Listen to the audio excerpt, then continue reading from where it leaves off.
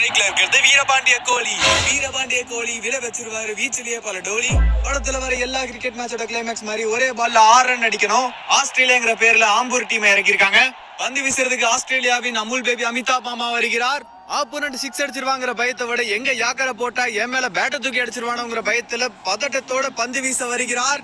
அமிதாப் மாமா பந்தை வீசி விட்டார். வீரபாண்டி வீரத்தோடு அதை அடித்து விட்டார். பந்து பறவையாய் பறக்க பல பேர் வாயை புழக்க, ஆனால் ஃபீல்டர் அதனை பிடிக்க ஆஸ்திரேலியா அணியின் 50வது உலக கோப்பை வெற்றி. இது வெற்றியை கொண்டாட ஆம்பூர் பிரியாணி வேணும்னு ஆஸ்திரேலியா அணியினர் கேட்டுக் கொண்டுள்ளனர்.